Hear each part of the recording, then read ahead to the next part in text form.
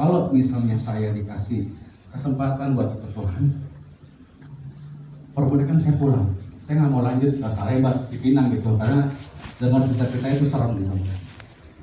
Cerita ya bener nih, pulang nganggur, ketemu sama yang namanya Teddy. Kemarin baru buka chapter ya. Nah itu orang pertama yang ngasih sisi positifnya.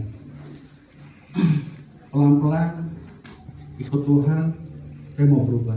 Bapak bayangin, saya waktu mau berubah nih, ikut Full Gospel, di mana ada Full Gospel saya datengin. Senin sampai Jumat, saya datengin. Saya bawa uang itu cuma 10.000 buat bayar parkir sama beli bensin. Saya datang nggak ikut makan Pak, saya datang jam 8 lewat, karena saya takut diomongin, wah lu datang cuma mau makan. Tapi karena saya fokusnya sama Tuhan, saya nggak ngeliatin tuh siapa yang hebat, siapa yang nggak hebat, saya nggak ngeliatin. Saya cuma datang, saya mau mengurangi sisi negatif saya mau isi sama positif. Karena ketika orang punya aura, orang mau sukses, karakternya harus dirubah dulu. Ketika karakter dirubah, dia akan punya manner. Semua saya percaya sih, semua pintar. Dan saya belajar untuk lebih banyak mendengar. Kenapa?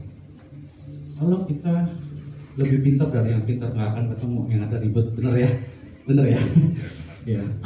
Jadi ketika kita udah punya manner, kita belajar humble. Humble dan humble dan humble. Saya punya firman Tuhan yang luar biasa. Kolose 3 itu 3. Apapun juga yang kamu perbuatlah dengan segenap hatimu seperti untuk Tuhan dan bukan untuk manusia. Kalau kamu mau tahu nggak? Saya datang ke Full Gospel, berat badan saya 55 kilo, tangan saya ini penuh dengan suntikan, bekas suntikan. Kalau mereka semua doa, itu dompet, handphone di meja rapi, Pak. Kalau secara manusia kepahitan nggak? Berat, kepahitan. Merasa kayaknya lingkungan gue bukan di sini. Tapi saya nggak lihat itu. Saya benar-benar nggak mau lihat itu. Saya cuma datang, saya mau berubah, saya mau perbaiki diri saya mau ikut Tuhan. Itu dulu fokusnya. Kenapa? Itu nggak bisa nuntut diri kita orang lain loh. Ingat itu. Karena kalau kita nuntut orang lain, artinya you punya kepentingan diri sendiri. Udah, simple kan?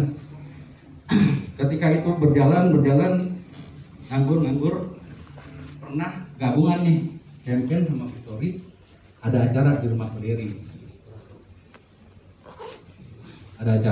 Koderi. Saya pada saat itu fokusnya adalah gini. Kita kan kalau orang nggak mau main sama kita nggak bisa paksa orang main sama kita ya. Setuju ya Pak ya? Jadi ketika kita main sama Tuhan, kita ngomong gini sama Tuhan, saya percaya di komunitas ini pasti ada yang mau main sama saya. Pasti ada yang mau terima saya. Iya. Yang terima saya banyak. Ada Raymond, ada Iwan, Abuy, ada Derry, dan Dison yang waktu itu yang sibuknya luar biasa. Dia sempetin waktu jemput saya ke rumah, bawa bayi, naik Alphard Pak, jemput ke rumah, bawa saya, doain. Gitu. Cuma nggak usah kita nuntut manusia, kecewa, setuju gak? Setuju ya? Kita tinggal bilang sama Tuhan, saya mau berubah, tapi saya nggak tahu. Tapi saya percaya Tuhan akan kirim orang buat saya.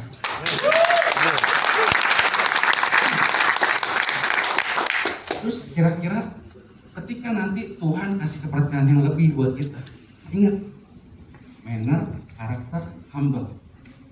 Manner itu udah pasti good, karena kamu jadi pendengar yang baik. Turunannya bagus, gitu. Terus saya juga di sini mau share dengan Tuhan satu lagi. Sebab itu, Efesus 4 ayat 17, sebab itu kukatakan kepadamu dan kutegaskan ini. Wah, Tuhan bilang kutegaskan ini kepadamu di dalam Tuhan. Jangan hidup lagi sama seperti orang yang tidak mengenal Allah dalam pikirannya yang sia-sia. Jadi kalau misalnya gini, kita bicara bisnis deh ya. Kalau kita mau berubah, artinya gini, kita pengen sukses, tapi kalau kita nggak mengupgrade diri kita, kira-kira bisa sukses? Belum tentu.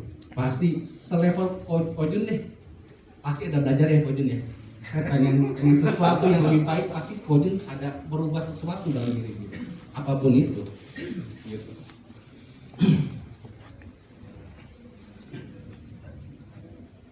Nah, kenapa bisa diproses sampai sekarang? Waktu jadi presiden chapter, saya share sedikit. Saya banyak dididik sama leader-leader saya, Kodado, Koderi, Raymond. Dia bilang begini, lu jadi presiden chapter ya, lu harus gini. Nah, gini-gininya menarik nih, karena tadi saya banyak dengar yang presiden chapter. Jadi gini, tugas presiden chapter adalah memanage membernya. Setuju ya? Ketika gimana sih cara memanage membernya? Dia udah mulai punya schedule, time schedule. Kalau kita undang 1, 2, 3, mereka nggak bisa. Main di sini banyak businessman, artinya mereka juga punya waktu untuk cari uang. Jadi kalau mereka nggak bisa, kamu harus cari yang lain. Ketika cari yang lain, itu harus di-maintain. Jadi dalam 1 bulan, 2 bulan itu udah punya pembicara. Tapi ketika udah pembicara di follow up lagi Pak, kadang-kadang tuh orang juga lupa kalau dia diundangin pembicara karena sibuk. Jadi harus positive thinking. Terus gimana caranya member ini bisa bertobat, bisa berubah seperti saya? Cari orang, cari senior. Pak, saya punya member nih, kasusnya seperti ini. Cari pembicaranya yang apple to apple Pak. Di situ dia akan sangat diberkati. Artinya apa? Bapak cuma chat, cari tahu orang bisa bertobat. Wih, kerajaan surga Pak. Bertobat kembali kepada Tuhan. Tepuk tangan dong buat Tuhan. Setelah itu harus diyakini dengan namanya proses. Nah, proses ini saya ambil Yohanes 15 ayat 2. Setiap ranting padaku yang tidak berbuah dipotongnya, dan setiap ranting yang berbuah dibersihkannya supaya dia lebih banyak berbuah. Untuk menjadi pohon yang banyak buahnya kan diproses ya Pak ya, disiram, dipupuk sampai benar-benar jadi. Ketika udah jadi pun Tuhan masih bersihin rantingnya, buahnya. Artinya di sini adalah ketika kita mau diproses sama Tuhan, percaya, mau itu 2 tahun, mau itu 3 tahun, buahnya pasti luar biasa dari Tuhan. Percaya. Karena saya selalu ada dari Tuhan begini, Tuhan, saya gini. Udah. Kemarin saya dengar kesaksian oleh soal yang properti ya Pak ya, orang beli rumah. Cara Tuhan memberkati kita tuh nggak bakal disalah-salah. Saya dengar kesaksian dia juga, nggak bisa ya, kayak gitu ya.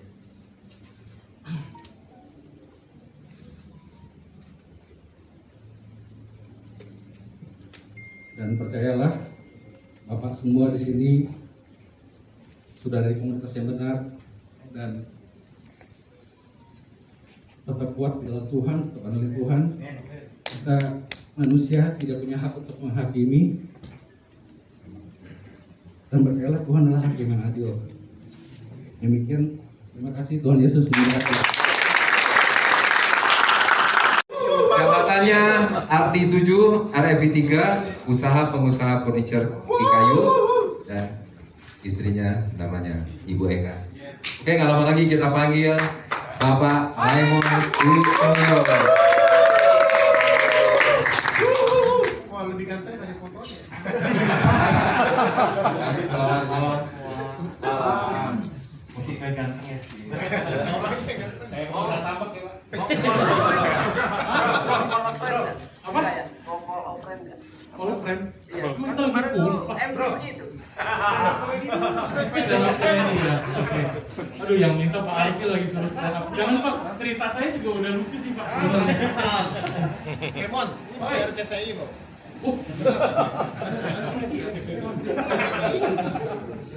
Sebenarnya saya paling gugup kalau disuruh ngomong gini. Saya kan tahu. Abu yang ketawa. Oke, saya mau cerita sedikit gimana ceritanya seorang Raymond bisa ada di gospel sebenarnya.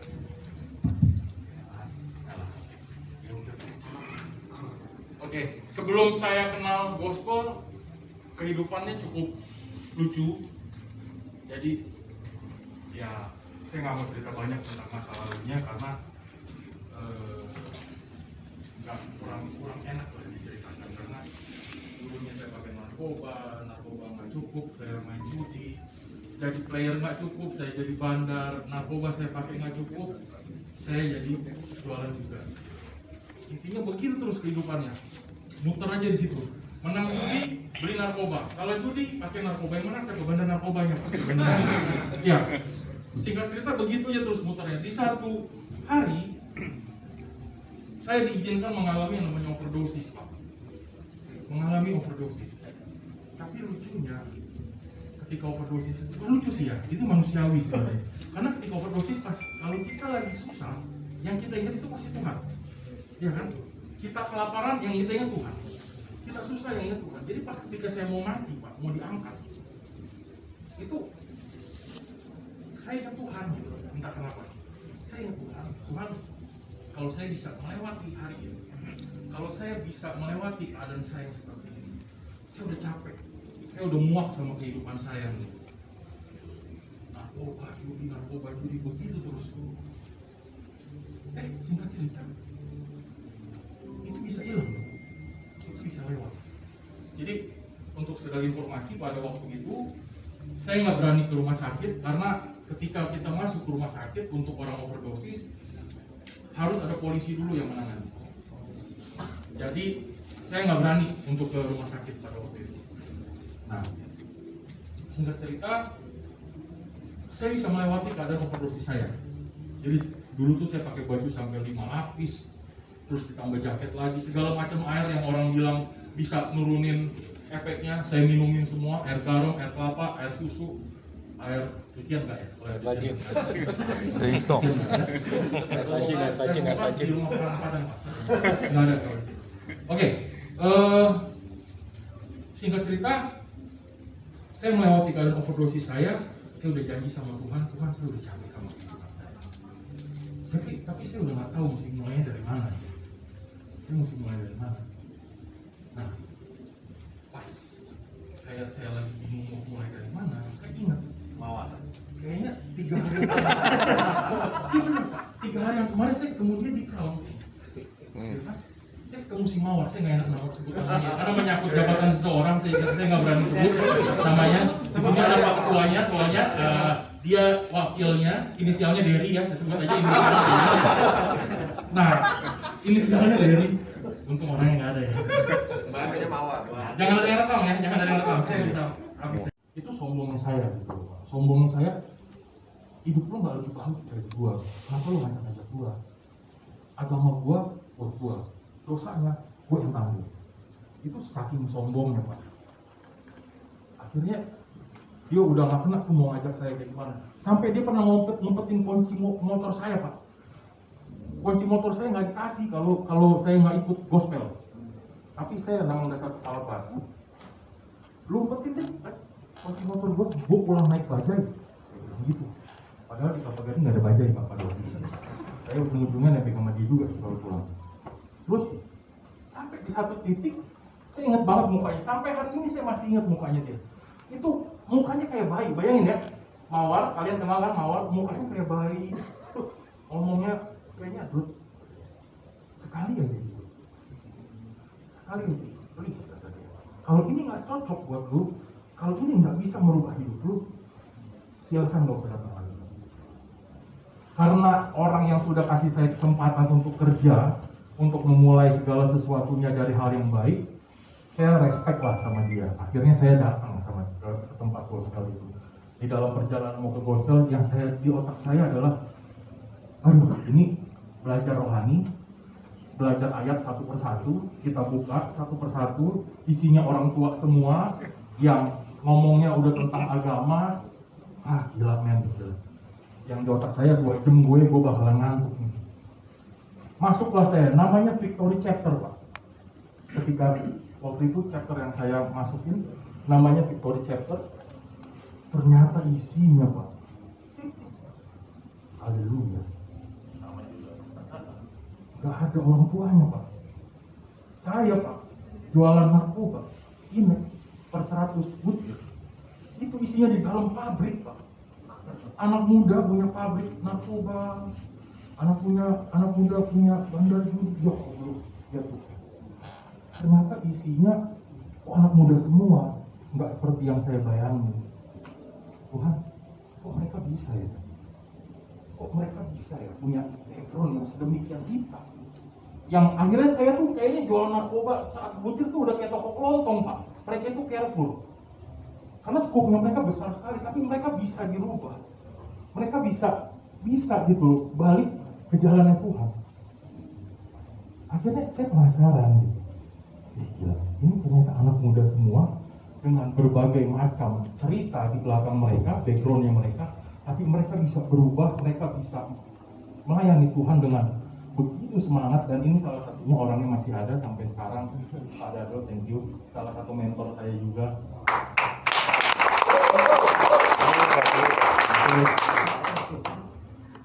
Setelah itu Pak, saya banyak diajarin, saya banyak banget diajarin dari full gospel ini tentang kehidupan.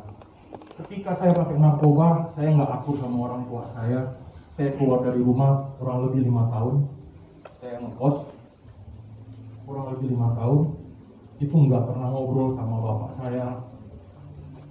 Karena apa ya? Karena saya ikut komunitas ini, saya diajarin gimana caranya berlaku, gimana caranya kita bersikap, gimana kita caranya mengandalkan Tuhan dalam setiap kehidupan kita. Lama-lama berubah loh Pak. Lama-lama berubah. Tuhan cukupin Pak. Saya nggak ngerti jalannya gimana.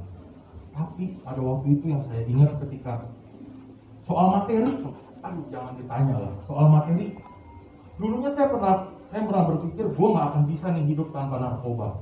Karena penghasilan kita tuh berapa duit sih kalau nggak kerja narkoba? Karena itulah doktrin jahatnya dari ketika kita jualan narkoba ya.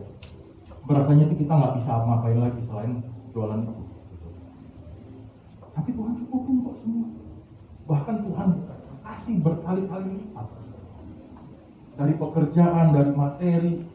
Lalu yang paling penting buat saya adalah ketika orang tua saya melihat saya dapat bertanggung jawab dalam pekerjaan saya, akhirnya bapak saya melunak. Saya bisa ngobrol sama dia, saya bisa ngomongin soal kerjaan, ngomongin soal rumah tangga sama papa saya, cerita. Itu hal yang gak pernah saya bayangin gitu loh. Dan ini semua ya Tuhan kasih jalannya lewat komunitas ini.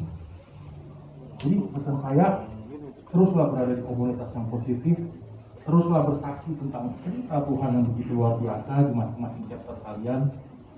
Karena percaya atau enggak, kesaksian itu pasti akan ada efeknya, efek positif untuk member-member yang mendengarkan. Oke, itu aja teman-teman.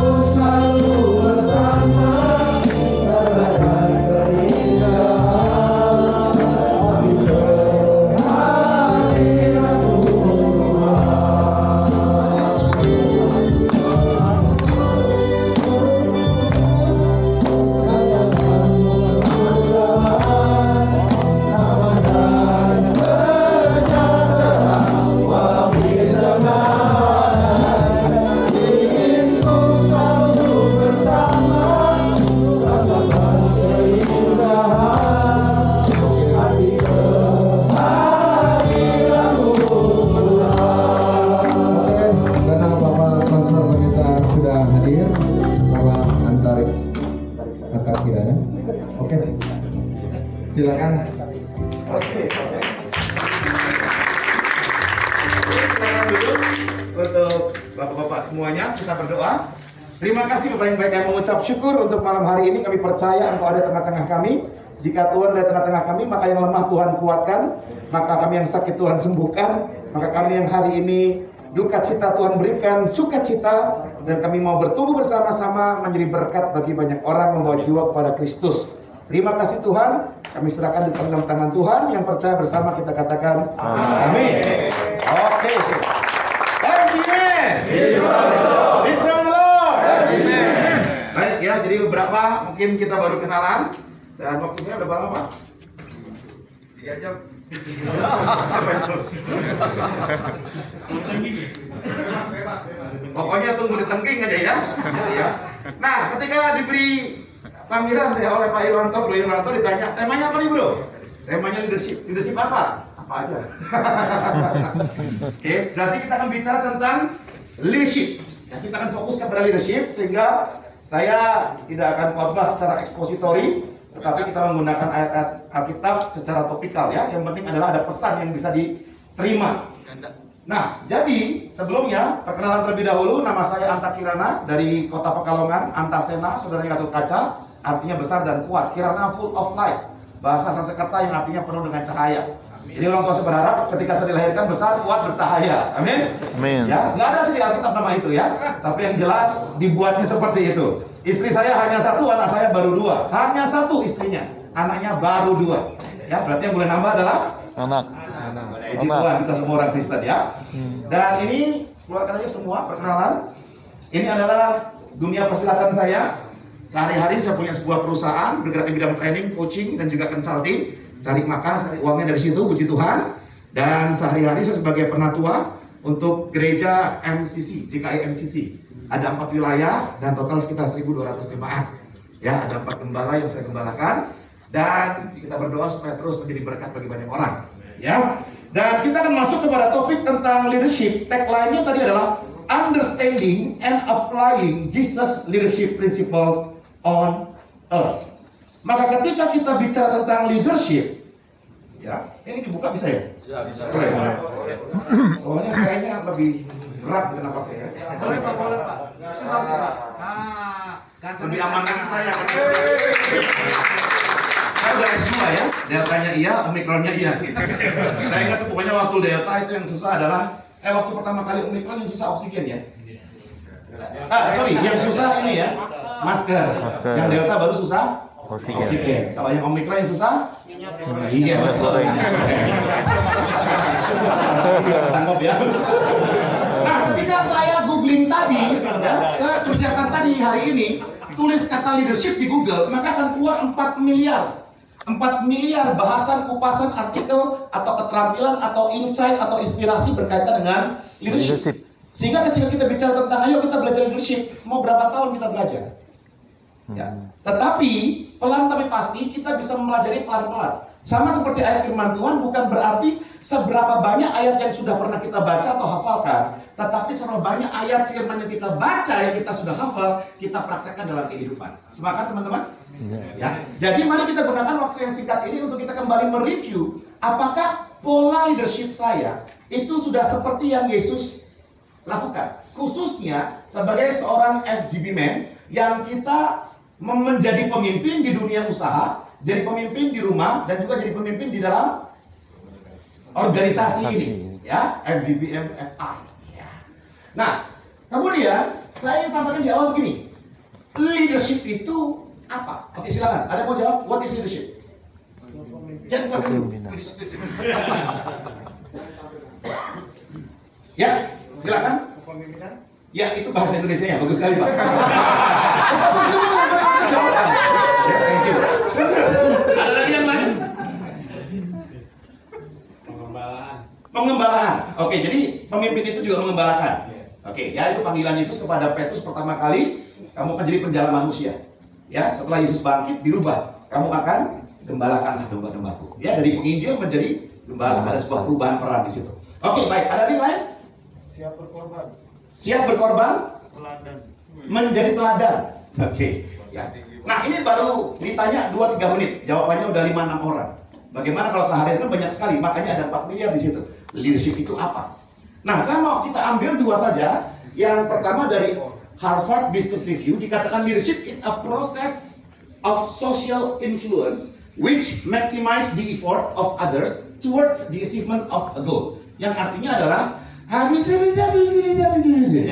Nah, itu ya. Jadi leadership itu adalah sebuah proses, katakan proses. Dan karena prosesnya bisa cepat, bisa menengah, bisa lambat. Tergantung makna yang kita ciptakan. Kalau proses dari gendut kepada kurus, dan di situ ada pemaknaan bahwa saya harus sehat, saya mau hadir ke acara nikahan anak saya mau tetap hidup ketika saya punya anak lagi cucu, maka makna yang kita ciptakan bisa mempercepat atau memperlambat proses ini. Tapi kalau kita tidak mempunyai makna yang mendorong kita untuk lebih cepat, maka prosesnya bisa lambat. Nah, leadership adalah proses, influence, makanya Maxwell berkata apa? Leadership is influence, nothing more, nothing less. Kalau saya sebagai seorang pemimpin, saya tidak membawa pengaruh, ya termasuk pemimpin gangster, pengaruh, dia kasih pengaruh. Maka pemimpin adalah tentang pengaruh, proses mempengaruhi, yang akhirnya memaksimalkan semua usaha upaya dari orang-orang yang dipimpinnya untuk mencapai sebuah hasil. Nah, kita lihat Forbes. Forbes mengatakan apa? Leadership adalah the accomplishment of a goal through the direction of human assistance. Jadi sama, mencapai goal, hanya caranya menurut dia adalah dengan cara apa? Dengan cara mengarahkan bantuan-bantuan atau usaha-usaha orang-orang untuk mereka mencapai goal. Sama aja. Jadi kalau kita bicara tentang leadership, itu bicara tentang bagaimana saya memberikan pengaruh, mempengaruhi, entah baik entah buruk sesuai dengan konteks. Lalu berarti di situ ada sebuah proses, dan di situ ada orang-orang yang bersama-sama dengan kita mencapai sebuah tujuan. Paling tidak esensinya 3 itu aja. Oke? Nah, pertanyaan saya, siapa di tempat ini yang pemimpin angkat tangan tinggi-tinggi? Yang nggak angkat tangan kenapa? Malu. Siapa yang punya anak buah angkat tangan tinggi-tinggi? Yang nggak angkat tangan kenapa? Malu. Semua kita pemimpin ya, paling nggak kita punya anak buah satu yang paling susah diatur, yaitu diri sendiri ya. Jadi kita semua pemimpin. Nah, mari kita lihat. Kalau saya ditanya, Pak, kalau kita bicara tentang pengembangan leadership seumur hidup, ya kita bisa mulai dari umur 20 tahun, saya mulai dari umur 21 tahun, teman-teman bisa mulai umur 40 tahun, maka bebas. Tapi yang jelas menurut saya, leadership itu esensinya ada 3.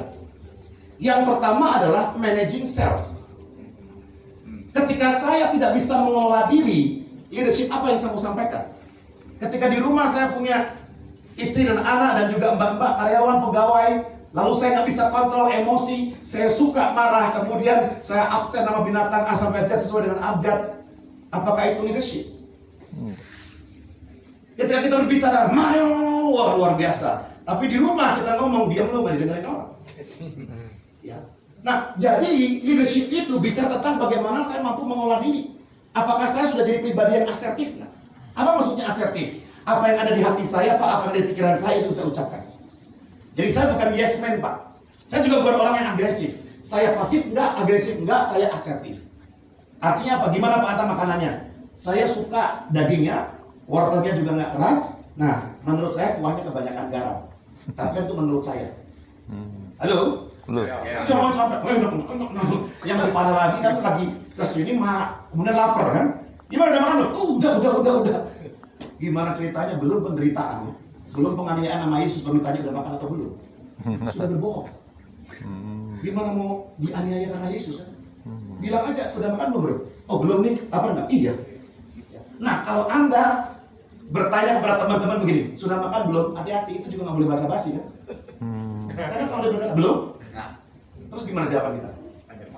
Makan dong, kan begitu kan? Jadi udah, ini managing self itu bicara tentang leadership. Bagaimana saya senang, saya sampaikan senang, saya salah, saya minta maaf, saya mengerti, saya nggak mengerti, saya bilang nggak mengerti. Ada banyak faktor yang lain. Yang kedua, ternyata leadership bukan hanya mengelola diri, tetapi mengelola atau membangun hubungan. Building relationship. Relationship kita bangun. Ya. Orang percaya sama kita, baru dia bisnis sama kita, betul nggak? Ya, saya tanya kepada klien-klien saya yang 80% banking. Saya bilang, ibu kenapa sih pakai saya 9 tahun ini pakai terus? Dan dia berkata begini, karena kami percaya sama Pak Anta. Percaya karena apa? Karena Bapak itu kalau ngajar pakai hati katanya. Ngajar pakai hati. Luar biasa ya, saya sendiri nggak ngerti. Ya. Tapi itu membuat dia percaya. Ya, Bapak kalau ketemu kita hubungan ngobrol, kita makan nggak pernah ngomong bisnis katanya. Oh ya? Iya, kita mau ngomong bisnis saja, Pak bilang, udah makan dulu. Ya kita ngobrol. Ya, ada nggak ada bisnis, hubungan tetap terjalin. Di tos belakang kirinya, ada nggak ada bisnis, hubungan tetap terjalin. Karena cuma tahunya doang kita baru berhubungan gitu. Ini gua traktir dia 3 juta nih. Ini baliknya berapa nih ya kan? Bisa jadi begitu terus juga.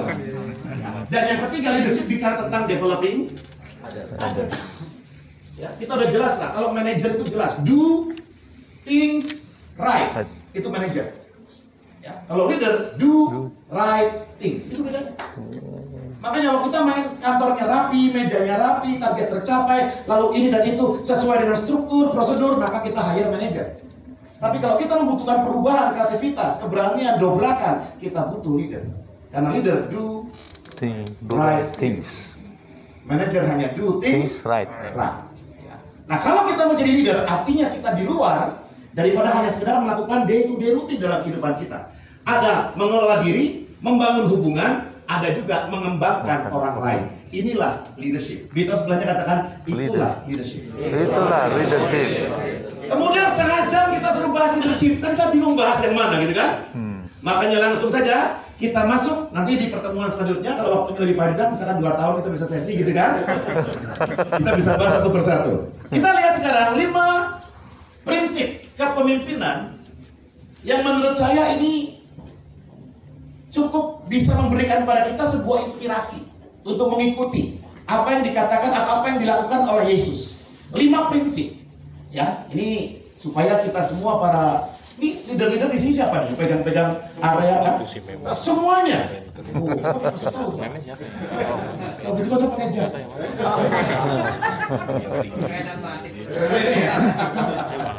Oke, yang pertama, prinsip yang pertama silakan dicatat.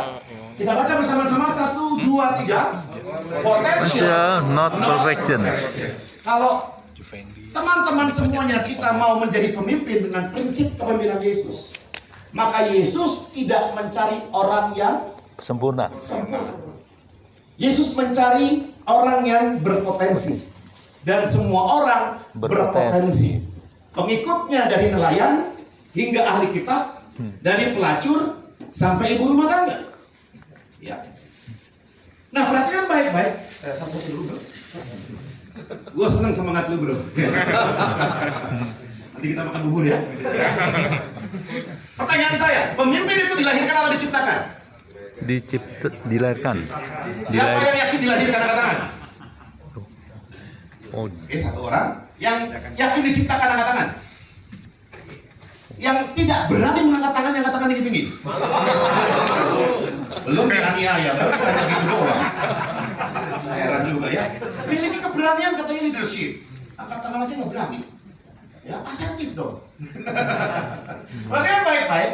Kalau yang ngajar dosen saya, maka dia berkata pemimpin itu diciptakan. Kenapa? Kalau dikatakan dilahirkan, maka kelasnya kosong. Mereka pulang semua kan? Oh, saya tidak dilahirkan jadi pemimpin. Baik, dosen kan selesai. Kalau saya ngajar begini, maka saya terpaksa ngomong bahwa pemimpin itu diciptakan. Supaya makin banyak kan tahu kan?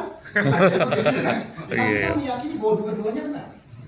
Ada waktu tertentu, certain time in our life, bahwa leader itu born. Ada orang yang kita latih, pengalaman saya latih, dikasih sertifikasi, kasih apa aja, ya begitu aja. Mentok di situ. Ya. Sehingga apakah dilahirkan, diciptakan, berita sebelahnya, dua-duanya benar. Udah nggak usah ribut kan begitu kan? Telur dulu atau ayam dulu, udah dua-duanya ada, gitu aja. Nggak usah ribut ya. Nah, yang kedua, Yesus tidak mencari kesempurnaan, tapi dia mencari potensi. Kenapa ketika Yesus berkata kepada murid-murid ketika 12 orang dipanggil, Petrus, Yakobus, ayo ikut aku, mereka langsung tinggalkan jalannya, langsung ikut Yesus. Kenapa gitu? Kenapa langsung? Excitement. Apakah disihir? Kenapa langsung? Kan kita mikir-mikir dulu kan? Percaya karisma, udah pernah ketemu belum sebelumnya? Kenapa percaya? Kenapa karisma? Pernah nggak kita mempertanyakan itu? Ya. Karena ternyata nelayan itu strata yang paling rendah di kalangan orang-orang pria-pria Yahudi. Mereka ikut prosesnya dari umur 5 tahun, 10 tahun, 12 tahun, sampai nanti ada bar mitzvah. Sehingga dari pria-pria itu dipilih mana yang layak menjadi muridnya ahli Taurat, muridnya orang rohaniawan. Dan nelayan yang nggak terpakai, gagal ujian, nggak lolos pun nggak, apalagi lulus ya. Lolos aja nggak, apalagi lulus. Tiba-tiba ada seorang master ahli teologi, guru, rabuni yang mau ikut aku. Ia langsung mau. Itu naik level men namanya men. Ya, itu seolah-olah kayak dia ya kerja sebagai penjaga toko, kasir katakanlah begitu. Tiba-tiba ada pemilik gedung ini, siapa namanya? Pemilik bisnis, kamu jadi, ayo sekretarisku. Ya mau lah, gak usah mikir. Mana ada? Sorry bos, aku pikirkan dulu ya bos. Aku coba doa sama Tuhan. Seolah-olah hidupku lebih baik daripada itu kan begitu. Langsung. Nah berarti kan baik-baik, tetapi jangan juga berkata bahwa sekolah teologi nggak perlu. Jangan juga berkata pengalaman aja orang, ngapain lah kita sekolah-sekolah Alkitab. Karena apa? Karena 3/4 Alkitab yang nulis bukan murid Yesus. Yang nulis adalah Paulus, ahli kitab. Jadi kalau Tuhan nggak pakai Paulus, kitab kita nggak ada tuh 3/4 perjanjian baru. Ya. Jadi Tuhan tahu siapa yang dipakai. Ini berpotensi di sini, ini berpotensi di sini. Tetapi kalau ini hanya masa lalunya nelayan, kalau ini pembunuh men. Pembunuh. Ya, lebih parah lagi nih, seret-seret orang, gablokin orang kan begitu. Preman kelas tinggi atas nama agama. Ya, tapi Tuhan pakai. Lanjut lagi. Ya, di sini muridnya tidak ada yang sempurna. Ada yang menyangkal Yesus 3 kali. Sok-sokan, gua keren, potong telinga. Ya, jangan, aku akan lawan. Mereka boleh tergoyang imannya. Kalau aku tidak, keren. Pres. Sempurna. Lalu ada apa? Thomas yang nggak percaya masih ragu-ragu. Apalagi ada banyak hal yang kita bisa baca. Nanti teman baca sendiri di rumah ayat-ayatnya. Nanti filenya saya kasih. Ya. Bahwa mereka menunjukkan ketidaksempurnaan. Bahkan mereka berantem. Siapa yang paling besar di kerajaan surga? Halo? Halo. Ya, lanjut lagi. Di bawahnya satu sini. Nah, kontrasnya dengan dunia sekarang adalah apa? Bahwa dunia mencari pemimpin yang paling ideal atau sempurna. Ya atau ya? Iya. Saya nggak tahu kalau di full gospel mau cari leader itu carinya yang sempurna atau gimana? Ideal lah, ideal. Pokoknya tongkrongannya Pak ya kira-kira Jimilin lah. Tua banget gue ya Jimilin. Ideal. Kira-kira pokoknya begini begitu. Atau mempercayai, meyakini semua orang bisa jadi pemimpin. Mempercayai ini. Mempercayai sebagai pemimpin. Yakin Pak ya? Tapi cuma yakin. satu orang aja yang ngomongin. Yang Yang lain. mendorong, Hah? yang mendorong. Gak ada yang mendorong ya? Ya, jadi intinya adalah begini. Sebenarnya semua orang bisa jadi pemimpin, bisa. Bisa. Tapi seberapa efektif kepemimpinan dia tergantung seberapa mau dia belajar kan? Betul. Ya, menurut dirinya sendiri. Makin cepat makin bagus. Ya. Nah kemudian selanjutnya 1 Samuel 16 ayat 7 Tuhan berkata kepada Samuel ketika memilih bukan Daud. Ya. Tapi Tuhan berkata bahwa aku melihat hati. Hati. Bukan tampak luar yang Yesus lihat, tetapi tampak Dalam. Dalam. Hati. Dalam. ya. Sampai sekarang saya sudah bertemu dengan gembala-gembala, orang-orang rohani atau macam-macam. Kadang-kadang kita kan bisa bohwat juga ya kalau nggak punya kasih. Ya. Bantu gereja di pedalaman, Oh. ini apa namanya, lantai udah dipasang, dia komplain. Saya nggak mau, warnanya nggak sesuai dengan saya. Biar miskin yang penting sombong men. Itu kan prinsip. Ada orang susah kita bantu, kasih gerobak, belikan pisang goreng, diajarin semua. Mampir minggu depan ke sana, pisangnya hilang, enggak, sama gerobaknya hilang semua. Dijual, terus bilangnya kita nggak ada kasih. Iya kan? Ada butuh uang katanya sekian. Oke, 1,2 M. Oh, cari-cari kumpul dapat. Udah dapat katanya Pak, kita mau bangun nih Pak tanahnya Pak. Ya ini untuk menjangkau bla bla bla. Oke, butuh berapa? 800 juta lagi Pak. Oke, siap. Kasih. Setelah itu, Bangun mana gereja. bangunannya Pak? Ditanggung Pak. Itu Kurang. di sebelah tanah itu masih ada tanah lagi sedikit Pak. Saya belikan sekali aja biar gede Pak tanahnya Pak. Ya lu ngemengnya apa kemarin? Kan mau bangun. Mau Kok bangun sekarang gereja. kita lagi? Dan kita lakukan pelayanan luar biasa, kirim orang-orang ke Papua, ajar mereka jadi guru. Karena apa? Gubernurnya gaji sama kita. Sampai lu jadi guru di sana setahun, langsung gua angkat jadi PNS. Kita kirim dari Sentul, bang, kita berhenti sekarang. Kenapa? Duitnya dibawa lari pendeta 800 juta. Ya. Jadi jangan bicara bahwa nggak ada kasih, nggak lakukan sesuatu, banyak hal, justru kita terus-menerus percaya. Tuhan pasti tolong, Tuhan pasti temukan orang-orang itu. Amin. Dan sehingga kita mari bicara tentang leadership, itu bukan bicara tentang apa, bahwa dia hebat, gagah, jago khotbah, bukan. Kalau dalamnya rotten, dalamnya juga busuk, buat apa? Amin. Amin. Makanya kita perlu fokus sebagai seorang leader. Lihatlah anak-anakmu, lihatlah kita punya tim, lihatlah orang-orang yang sedang kau kembangkan. Jangan fokus kepada perfection, fokuslah kepada potensialnya. Potensial. Maka yang terakhir saya sampaikan, sikap pemimpin itu perlu ABCD. Accepting yang pertama, kita terima orang dari mana latar belakangnya, kita believing, kita yakin. Siapa yang percaya Tuhan bisa ubah Anda jadi lebih baik? Katakan yang gitu. Kalau Anda angkat tangan, masa orang lain nggak boleh angkat tangan? Halo? Tapi manusia ini tuh lain tuh Pak, itu nggak mungkin berubah tuh Pak. Tuh, saya percaya. Siapa yang percaya kalau Tuhan kasih waktu umur lebih panjang, kita bisa berubah jadi lebih baik? Angkat tangan. Kenapa dia nggak boleh? Apakah dia bisa juga? Bisa. Apakah dia bisa juga? Bisa. Apakah orang luar sana bisa juga semuanya? Bisa. Kalau Anda percaya saya bisa, berarti dia juga bisa. Pertanyaannya, siapa yang menolong mereka? Tuhan. Accept, believe, connect, develop. Oh, Ya. oke. Ya, kita bahas itu nanti, satu hari nanti. Connect. Ya, yang kedua, Develop. catat baik-baik prinsip yang kedua, forgive before forsaken. Menjadi pemimpin, kita perlu belajar seperti Yesus. Dia sudah mengampuni sebelum disakiti. Dia sudah mengampuni sebelum ditinggalkan. Siapa murid Yesus yang bersama-sama dengan Yesus di kayu salib dari 12 orang? Barnabas. Nggak ada. Ada? Nggak ada. Ada satu namanya Yohanes. Itu aja deket-deket sama mamahnya Yesus kan? Mana Paulus yang katanya? Mana pelawak gitu kan? Udah lari semua. Bahkan dikatakan firman Tuhan, mereka bersembunyi di sebuah ruangan karena mereka takut akan Yahudi, orang Yahudi. Kalau mereka kunci, maka Yesus menampakkan diri, kan begitu kan? Ya.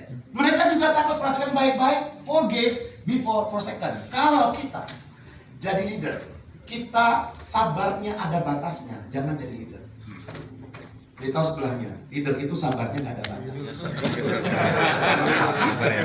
Tunjukkan ke saya di Alkitab yang sabar ada batasnya.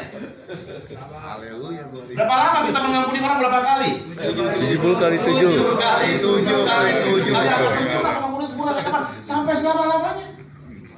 Halo? Ya. Orang yang berzina pun di situ Tuhan berkata apa? Yang nggak berdosa yang lempar batu. Semuanya nggak ada yang mau. Aku pun tidak menghukummu. Tapi leader berkata, sin no more. Oh, jangan. Nah kalau kita baperan, beritahu sebelahnya nggak usah daftar jadi calon bursa leadership, nggak usah. Dikit-dikit baper, dikit-dikit baper. Ini ngomongin gue, aku pengen pipis kata dia. Ada orang bilang ke saya sih nggak percaya dulunya. Pak, kalau orang-orang kaya itu kupingnya tipis-tipis Pak, rentan-rentan katanya. Duit sih banyak Pak, tapi itu nggak kuat katanya, nggak strong. Tapi itu di Zimbabwe, di sini nggak ada yang begitu. Amin. Zimbabwe. Amin. Kita sebelahnya Pak, Anda bisa salah. Iya.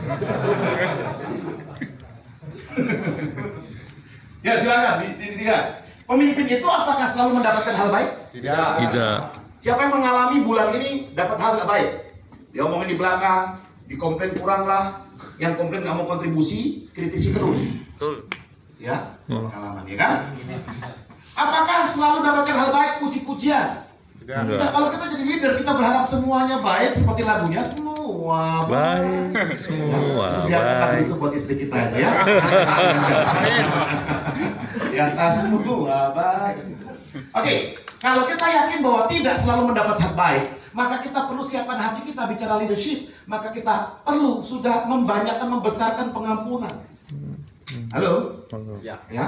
Bantu jemaat susah. Sekolahnya kita sekolahin, oke sekolahin. Tapi kamu pelayan di gereja ya, ya oke. Kalau gitu ya udah PK-nya buat kamu, mansur aja sekolah kamu di mana.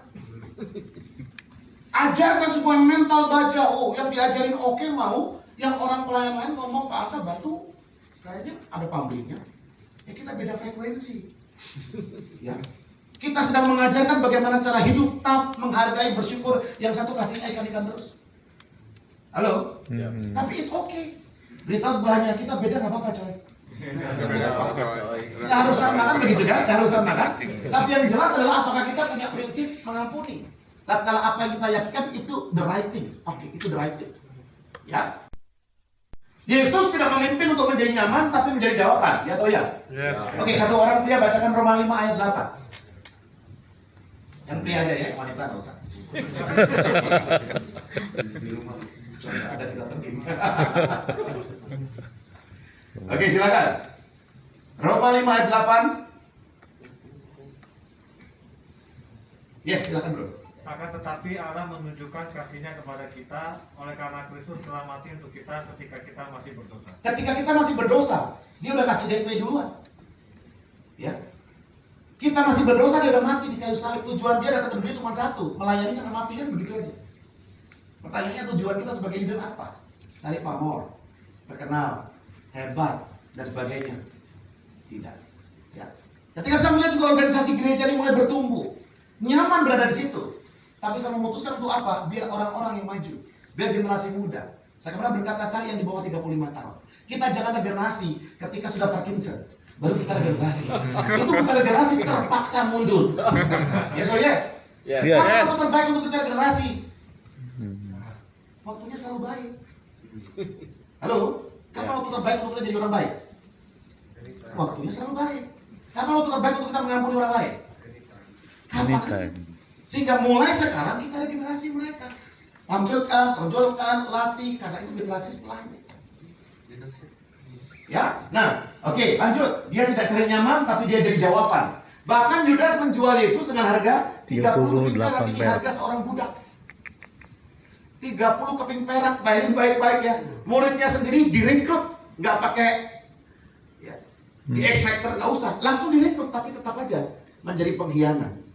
Tapi Yesus sudah mengampuni sebelum dia dilukai. Yesus sudah mengampuni sebelum dia ditinggalkan. Ya, hatinya besar. Lanjut. Ya. Kontrasnya begini. Kalau tadi leader dunia mencari orang yang ideal, tapi perhatian baik, murid Yesus justru menunjukkan egonya. Kalau Anda perhatikan, ada orang usir setan, bukan murid. Buat tegur ya. Iya. Ini sok banget. Ya. Lalu dari kota Samaria nggak bertobat. Gua kirimkan api ya dari atas ya. Sangat. Ya emang kadang-kadang begitu. Anak buah tuh lebih galak dari bosnya. Sering ketemu juga ya. Bahkan kadang-kadang yang kita pikir bos ternyata bukan bos. Yang saya pikir bukan bos, bosnya. Bosnya tenang-tenang aja, oh ego. Nah kalau Anda perhatikan ini luar biasa, baca ayat ini. Itu isinya dengan ego, ini kontrasnya.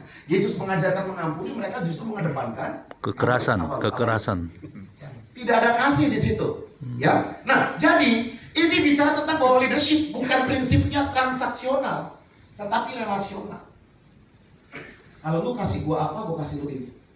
Ya, kalau saya berbuat baik kepada orang, berbuat baik kepada saya, apakah upah saya nggak ada, kata Tuhan, percuma. Orang berdosa pun bisa melakukan hal itu. Sepakat teman-teman? Tetapi kalau kita melakukan sesuatu yang orang tidak lakukan kepada kita, itulah yang Tuhan mau kita lakukan. Sehingga kalau kita mau jadi pemimpin yang forgive before forsaken, maka kita perlu jadi prinsip pemimpin yang relasional, bukan transaksional. Gue jadi leader di DKI 4, gue udah berapa nih? Ya dapat kaos lah teman-teman kita begitu kan. Apa lagi? Ya bukan apa yang kita dapatkan, tapi apa yang kita berikan. Maka saya bilang tadi kepada teman-teman yang ada dalam pelayanan, yang meminta lu jadi full timer lu sendiri.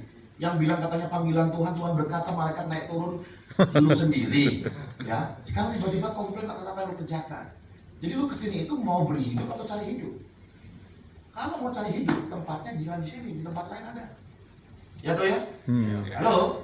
Tapi kalau mau beri hidup ya silakan ke sini. Makanya kalau kita berkumpul dengan pria-pria berbahagia menjangkau jiwa, tujuannya memberikan hidup ya di sini. Kalau tujuannya cari hidup bukan di sini.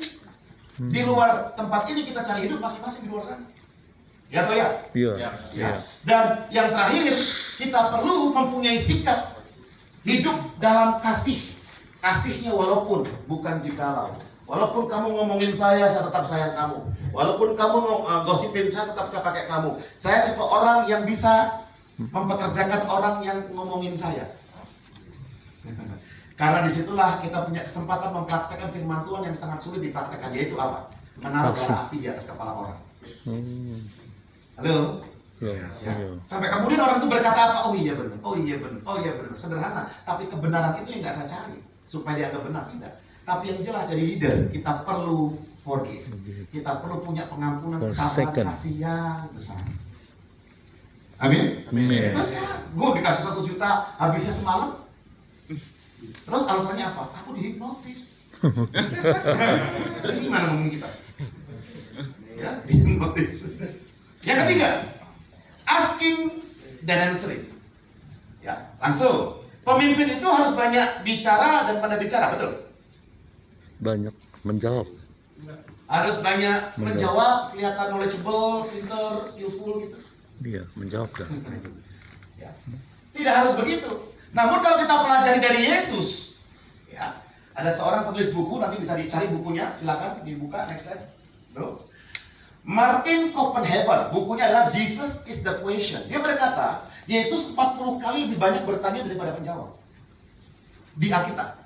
Cari semua yang tulisannya warna merah. Ya, Matius 5, Matius 6, Matius 7, Yohanes 15. Itu semuanya merah. Ya, kebanyakan, mayoritas.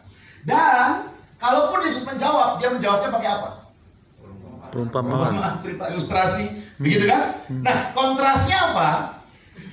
Dengan banyak menjawab, pemimpin dunia berkata bahwa akan terlihat kompeten. Maka dia mau berlomba-lomba siapa yang rebutan mimbar, siapa yang bicara, siapa yang ngomong, dia akan hebat, bla bla bla bla bla, gitu kan? Tapi ternyata prinsip kepemimpinan Yesus tidak senang kasih jawaban biar kelihatan pintar atau merendahkan yang lain. Tapi Yesus menjawab dengan bertanya. Nanti kita lihat apa manfaatnya. Yesus mendapat banyak pertanyaan dari pemimpin rohani, betul? Betul. Ya, teman-teman bisa lihat tuh ayatnya Lukas pasal 10, ayat 25 sampai 26. Apa yang harus kulakukan supaya ya, Lukas 10, 25, 26. Silakan satu orang bisa bacakan biar kelihatan agak rohani kita. Lukas 10 ayat 25, 26, silakan. Ya, silakan, Bro. Pada suatu kali, berdirilah seorang ahli Taurat untuk mencobai Yesus. Katanya, Guru, apa yang harus kuperbuat untuk memperoleh hidup yang kekal? Harusnya jawabannya apa? Jawab Yesus kepadanya, apa yang tertulis dalam buku Taurat? Apa yang kau baca di sana? 613 hukum Taurat, suruh baca lu semua. Ya. Tetapi di semua hukum itu, yang paling penting adalah kasihlah Tuhan Allahmu, kasihlah sama manusia, dua itu kan. Iya. Tapi Yesus nggak menjawab bahwa itu jawabannya. Tanya lagi. Lalu kemudian coba dilihat ayat 29. Ayat 29. Tetapi untuk membenarkan dirinya, orang itu berkata kepada Yesus, dan siapakah sesamaku manusia? Siapakah sesama Sesamaku manusia? manusia. Dia yang nggak ngembek kan gitu. Halo? Kalau embek, berarti bukan sesama manusia. Makanya kita gereja bikin sederhana aja yang sesuai firman Tuhan. Ya. Adam kan nggak mendapatkan pasangan yang sebanding, seimbang ya? Seimbang. Betul ya? Sepadan, Sepadan. betul kan? Nah sekarang di gereja kan dulu sepadan, S1, S1, S2, S2, S3, S3, ya kan? Terlalu jauh. Ya. Adam tidak menemukan yang sepadan dengan dia. Kenapa? Karena semuanya binatang. Iya. Iya. Sepadan gimana? Iya. Maka muncullah Hawa, ini sepadan. Sama-sama manusia kan begitu. Jadi sama-sama manusia selesai. Diperbaiki lagi di perjanjian baru. Gelap terang nggak bisa. Oh berarti sama-sama manusia dan dia lahir baru, selesai.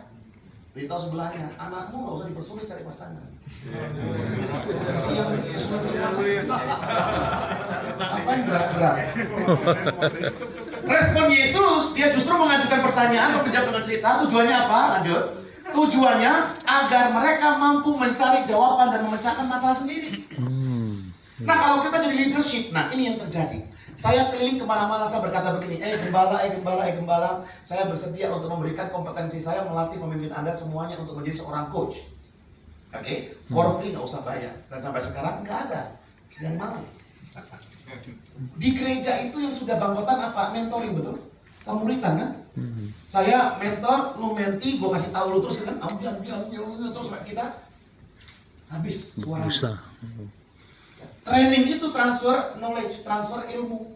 Mentoring itu adalah sharing experience. Tapi coaching itu adalah creating awareness. Kenapa orang nggak berubah? Karena dia nggak sadar. Pertanyaan saya, apakah berubah orang itu sulit atau susah? Sulit. Susah. Susah atau gampang? Susah atau gampang? Susah. Berubah orang itu susah atau mustahil? Mustahil. Hah? Susah. Mustahil nggak? Enggak Mau mustahil. ubah diri sendiri. Susah. Siapa yang sudah berjanji bahwa 3 tahun yang lalu saya tiap kali Sabtu pagi saya mau jogging, saya mau latihan, saya mau fitness lagi, saya mau bla bla bla bla, dan sampai sekarang nggak terjadi. Begitu retret bentar lagi di Via Renata kan, oh Tuhan, haleluya, ya kan, terjamah lagunya pas melo gitu kan, dompet keluarkan semua uang, lalu Tuhan aku berjanji Tuhan akan mengasihi istriku, dan semua itu hanya pret belaka. Halo, beritahu sebelahnya, mengubah orang lain itu mustahil. Ketahui ini, kalau nggak ketahui kita stres. Karena mengubah diri sendiri saja itu belum tentu gampang. Apa yang bisa kita lakukan adalah sebagai leader, menolong orang lain berubah. Berarti orang itu harus sadar dia perlu ditolong. Bagaimana caranya supaya dia menyadari dia perlu ditolong? Berkomunikasi.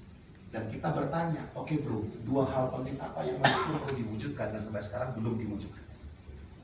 Mikir kan? Tiba-tiba orang datang ke saya, Pak, saya bosan. Kalau ada yang leader, apa yang Anda katakan? Halo? Bersabarlah. Hah? Bersabar. Ngopi habis itu? Bersabarlah. Ajak makan setelah itu? Udah kenyang bro, kok bosan nih? Nah, kalau pertanyaan kita ikutin Yesus, maka kita berkata apa? Maunya apa? Selesai nggak? Selesai. Nah, kalau kita bertanya, kenapa lu bosan? Makin dalam dia. Makin dalam. Ada nggak yang pelayanan berkata gini, Pak Anta, sekarang saya di full gospel, saya sekarang nggak semangat lagi. Ada begitu? Ada. Sekarang saya nggak semangat lagi. Kalau ada sebagai leader, dengar ada tim begitu, ngomongnya apa? Nggak semangat lagi. Bersabarlah. Dulu pernah semangat. Iya. Apa yang membuat semangat? Ya. Jadi ketika kita mendengarkan, lalu kita bertanya, yang menjadi penting yang dimiliki oleh leader yang sekarang belum dimiliki adalah apa? Menolong seseorang menyadari apa yang perlu dia sadari. Karena kesadaran itu yang mengubahkan kehidupan seseorang. Amin. Lu olahraga lu, makan dijaga lu. Ya, ujung-ujungnya apa? Ini makanan gue jaga semuanya. Ese kan? Ya kan? Iya. Tapi kalau kita bicara, Salah juga. iya bener juga ya. Tapi kita bisa bertanya, lu punya body goal nggak? Ya. Atau kita bisa bicara tentang apa? Apa sih 3 hal penting yang perlu lu jaga dalam kehidupan ini? Ketika ya ngobrol, maka orang mulai oke. Ada orang dipecat karena pandemi, lalu dia nggak kerja selama 3 bulan, anaknya 2, istrinya 1. Lalu saya tanya, bro, apa yang terjadi? Iya, aku lagi cari kerjaan belum dapat. Maksud itu belum dapat? Ya belum ada yang gua suka. Jadi lu lagi cari pekerjaan yang lu Suka. Ada pekerjaan yang lu suka. Ya gitu deh bro. Lalu saya bertanya begini, untuk masa-masa saat ini, lebih penting mana? Menjalankan peranmu sebagai kepala rumah tangga atau mencari pekerjaan yang kamu suka? Apa peran kepala rumah tangga? Menafkahi. Ketika dia men-shifting perubahan kesadaran, maka dia berkata apa? Apapun pekerjaan di hadapanku selagi itu halal akan kukerjakan. Karena apa? Keluarga itu lebih penting, peran itu lebih penting daripada segala macam yang saya suka. Yes. Ya toh ya? Iya. Rito sebelahnya, nggak usah dibahas, follow your passion. Follow your passion. Ya, lebih tinggi lagi. Passion yang saya suka. Tapi yang saya suka fotografi ya kan? Bukannya dapat uang, habisin uang ya. Berarti kan nggak penting juga untuk keluarga kan? Ya. Nah, ini adalah asking dan answering. Yang keempat. Tenang, masih ada 17 lagi ya. Wah, buset. Serve not to be served. Ini sering. Bahwa sebagai pemimpin kita perlu Melayani. mempunyai sikap Melayani. Pemimpin itu harus diperlakukan spesial secara khusus, setuju? Enggak. Untuk hari depan, Enggak. gimana Pak, apa kabar? Oh, apa yang berkenan kepada Bapak untuk makan siang dan apa yang tidak berkenan bagi Bapak? Itu direksi BUMN. Dibikin jadwalnya betul, snacknya apa, ininya apa. Saya punya teman di bank BUMN begitu. Wah, betul-betul dilayani. Bahkan kalau salah dia bisa nangis. Maafkan Pak, Bapak tidak berkenan ya Pak dengan hal ini. Ya kan? Berkenan nggak berkenan. Ya udah kayak Tuhan aja.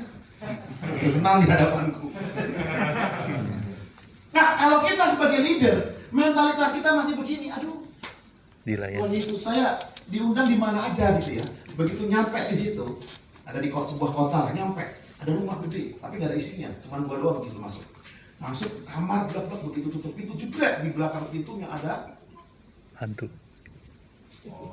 Oh, wanita. Selimut ada hidup. penopang kehidupan. selimut hidup. Punya wanita di situ. Lalu saya tepok kasurnya, debunya luar biasa. Satu doang, temannya banyak. Nah, apakah saya harus memaksa diri saya tidur di situ? Tidak. Wah, kita rendah hati, tidur aja tidur kita apa gitu? Ya enggak juga kali. Maka saya lakukan adalah apa? Saya infokan kepada panitia, aku tinggal di hotel ini, nanti dijemput ya. Thank you, selesai. Komplain, no? Selesai. Halo? Tapi kalau kita marah-marah, nggak mau diundang lagi, bla bla bla bla. Loh, kita mau melayani atau dilayani? Melayani. Sepakat? Sepakat. Nah, ini kan prinsip. Lalu saya ke Banjarmasin, aduh, itu airnya, aduh, kuningnya luar biasa. Maka saya pergi ke sebuah toko, beli aqua galon 1,5 liter yang banyak gitu ya, buat mandi, buat sikat gigi, mandi segini, is oke, nggak apa-apa. Lalu kita gulung-gulung kabel kita ini nggak masalah. Karena jelas pemimpin itu adalah melayani. bukan Dilayani. Tapi kalau kita di gereja pakainya kelihatan tongkrongannya, bodyguard di kanan kiri, terus apa semua. Loh, ini pemimpin atau apa? Makanya saya usul jangan sebut hamba Tuhan, disebut aja jongos Tuhan. Karena hamba Tuhan udah mahal. Mari kita sambut hambanya, ya kan mahal kan? Mari kita sambut jongosnya. Kita datang ke sini aja. Ya kan? Lebih menjiwai, dulos, budak. Ya, lanjut. Yesus datang ke dunia dengan tujuan mati melayani, ya sudah saya sampaikan tadi. Lanjut lagi.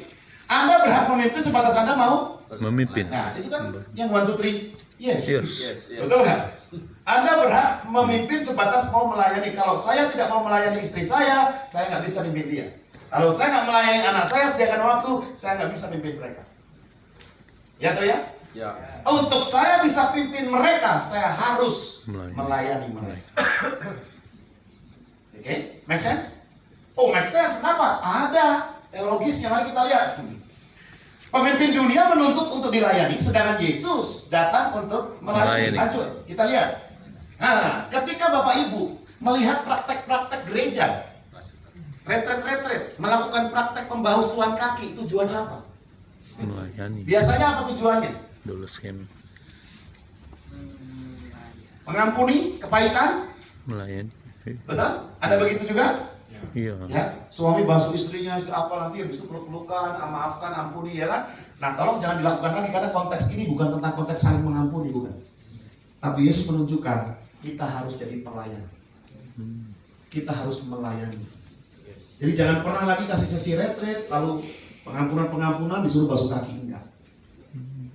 Tapi Yesus mengajarkan saling melayani.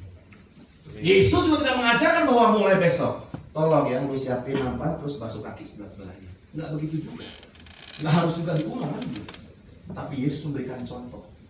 Walaupun orang tamu-tamu zaman itu kakinya kotor semua, ada nampan Yesus yang cuci. Dia melayani. Kurang apa lagi Bapak Ibu? Ibu. Kurang apa lagi Bapak Bro? Kurang apa lagi contohnya? Lanjut lagi. Ya, Yesus menunjukkan bahwa misi utama pemimpin adalah melayani orang lain.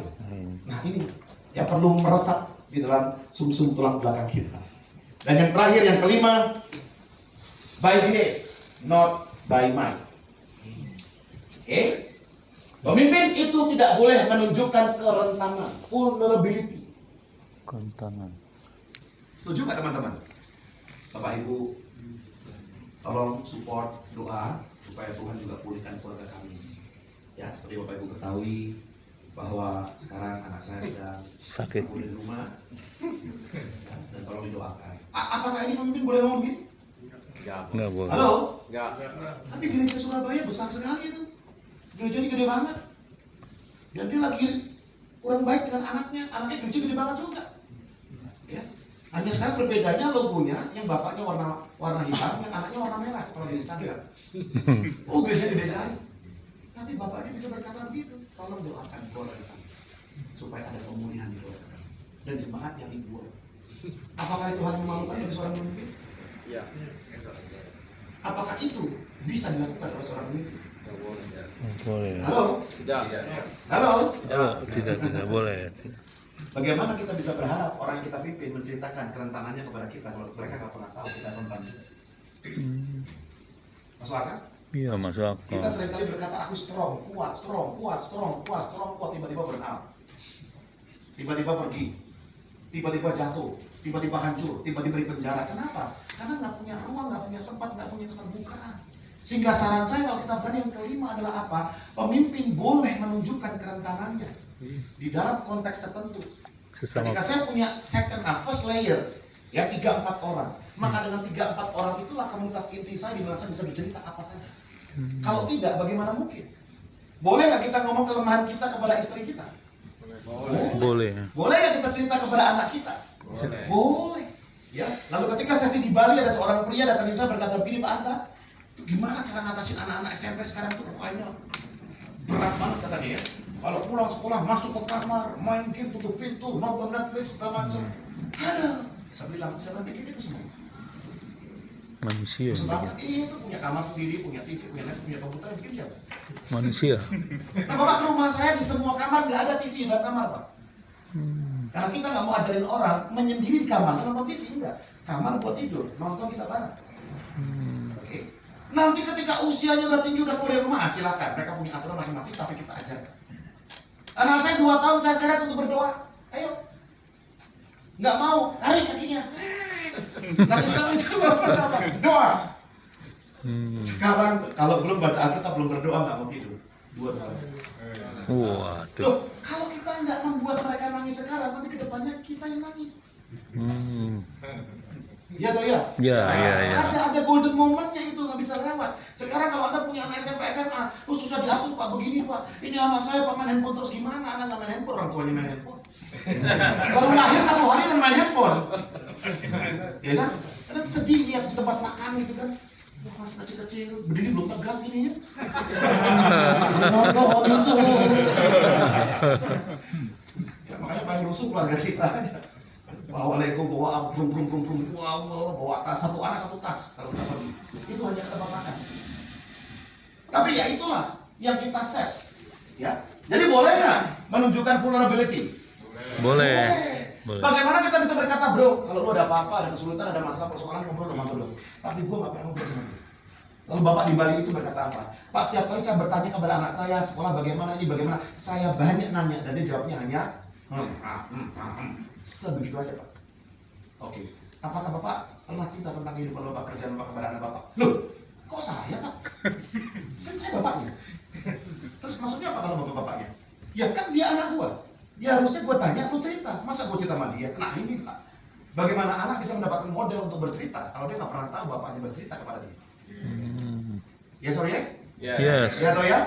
Ya. Ya makanya kalau pas kita lagi jalan, kita punya murid, teman kita kalau ngobrol, kita percaya, kita ngobrol. Ya. Dan yang kedua, Yesus selalu terbuka dan jujur dengan situasinya. Yesus berkata apa? Coba buka Matius 28 ayat 36. Matius 26 ayat 38. Aku aja coba.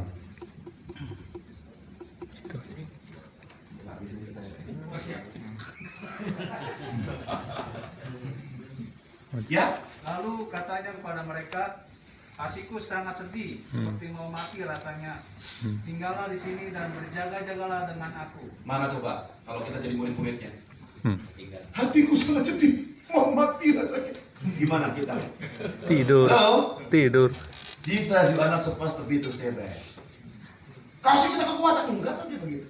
Dia sedih bilang sedih, dia senang, dia marah dia bilang marah. Bayangin, itu untuk musim orang di bait Allah. Dia kan bikin sendiri itu Cemutinya. cambuknya. Pak, Bapak mau marah, cambuknya bikin sendiri. Ini penguasaan dirinya luar biasa.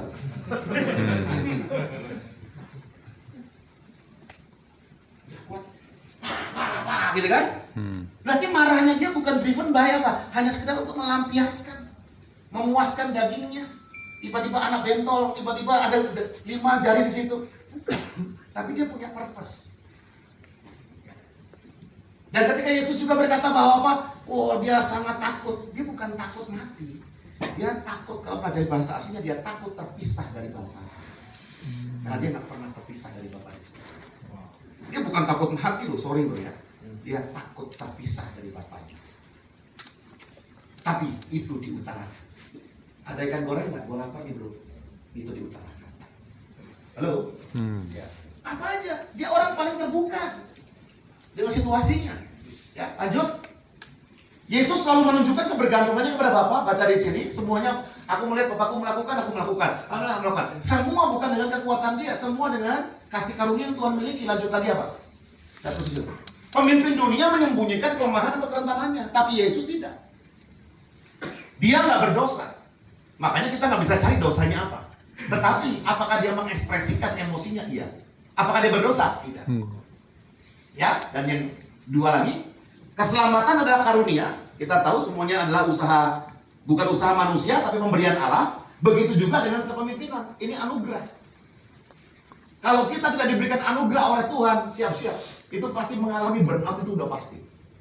Dan yang terakhir, tanda memimpin dengan anugerah, dia tidak burnout. Kalau Anda stres, burnout, stres, depresi, burnout karena melayani Tuhan, itu tanda kita tidak menggunakan kasih karunia Tuhan. Dalam kasih karunia Tuhan, kita pasti dimampukan oleh Tuhan. Amin. Amin. Karena kita nggak mencoba merubah orang. Kita hanya dipakai Tuhan sebagai alat. Halo? Kebetulan Tuhan kasih berkat banyak nih tiong-tiong misalnya. So what? Ya kalau kita sudah hidupku bukan milik aku lagi, tapi Kristus dalamku, ya kita selaraskan aja dengan itu.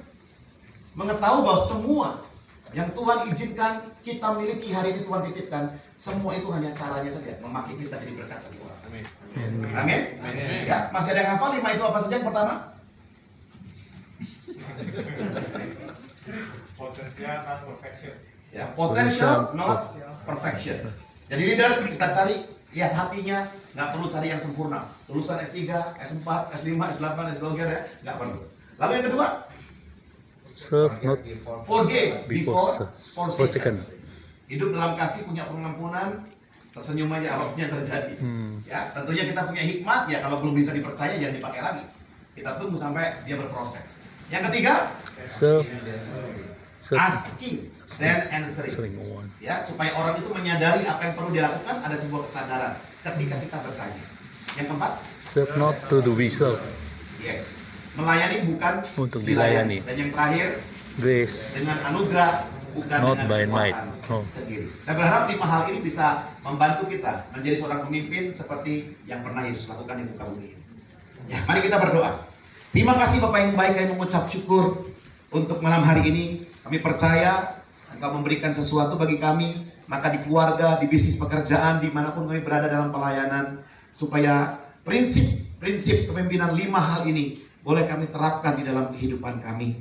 Engkaulah segala yang kami butuhkan, kami hanya membutuhkan Yesus, kami hanya membutuhkan Engkau Tuhan, tidak ada yang lain, dan kami percaya akan membawa pelayanan full gospel ini lebih maju, makin berkembang, makin banyak jiwa-jiwa yang dimenangkan bagi Kristus, makin banyak leaders yang di-raise, karena prinsip-prinsip ini kami hidupi dalam kehidupan kami. Terima kasih Bapak, dan nama Yesus kami berdoa ucap syukur, haleluya. Amin.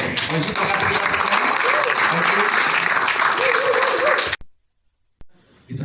Tapi kalau bagaimana pemimpin kita nggak sesuai harapan kita. Nah, ini Pak. Tapi sini semua pemimpin semua.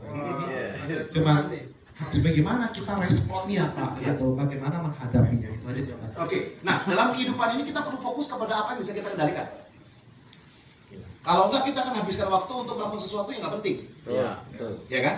Orang yang khawatir adalah orang yang ingin mengendalikan sesuatu yang tidak bisa dia kendalikan. Maka muncullah khawatir. Maka orang khawatir sama dengan orang bodoh. Saya nggak tahu besok hujan atau enggak, dan saya nggak bisa kendalikan. Lalu saya khawatir besok hujan atau enggak. Bodoh nggak itu? Bodoh. Ya. Tapi kalau saya gaji 10 juta, saya bisa nabung 2 juta sebulan, dan saya berharap punya uang 1 juta di akhir tahun, bisa saya lakukan nggak itu? Tinggal saya bikin strategi, saya nabung belum bisa ini. Ya. Tapi kalau kemudian, nah contoh tadi punya pasangan, bisa nggak punya pasangan itu kita cari? Bisa. Tapi kalau di rumah terus khawatir, di rumah terus khawatir, ya ada something wrong berarti di situ. Tapi kalau dia betul-betul mau cari, ya tinggal pergi aja. Gampang kok, itu tinggal ngomong aja kan, ngomong kan gitu kan. Yang penting seiman ya, bagi oke ya baru nikah. Kalau enggak ya sudah jangan dulu. Nah, jadi di mana-mana saya kasih tahu begini, kalau kita punya pemimpin yang ya katakanlah begitulah ya, enggak harusnya berubah tapi nggak berubah, nggak seperti ini, jauh Pak dari situ Pak, gimana? Yang pertama jawaban saya adalah nasib. Saya berikan pelatihan itu udah berapa orang banyak, selalu pertanyaannya apa? Pak, gimana kalau bos saya begini Pak? Gimana bos saya Pak? Itu nasib. Karena kita harus berubah kan? Tetapi pertanyaan saya, mau nggak kita naik level? Yaitu apa? Datangi dia dengan kasih, kontennya tetap disampaikan, delivery-nya kita sesuaikan. Ya, Pak, kemarin ketika Bapak memimpin rapat, saya mau bicara sesuatu nih Pak. Ketika Bapak mengatakan bahwa saya nggak butuh kalian semua karena saya bisa sendiri. menurut saya kalimat itu Nggak sopan. motivasi saya. Dia bangun. Hmm. Berani nggak kita ngomong begini? Kalau nggak berani, shut up, selesai, nggak usah komplain. Maka yang saya ajarkan ini sesuatunya apa? Dibilang susah, enggak, dibilang Enggak, susah. gampang, susah, gampang sebenarnya. Gampang-gampang susah ya Pak. Ya, itu banyak gampangnya kan? Bagus kan? Gini, saya punya kakak rohani, lalu dia berbuat salah. Misalkan, ya, dia udah punya istri tapi kemana perginya sama Cewek lain. wanita lain. Will. Kebetulan satu komsel atau satu pendoa atau apalah misalkan. Will. Dan ini nggak bagus, kita bisa kasih teguran nggak? Boleh Nah, bisa. kalau kita selalu berkata biar dia yang berurusan dengan Tuhan, nah di mana hubungan saling itu? Ya, kan kita gampang begitu kan?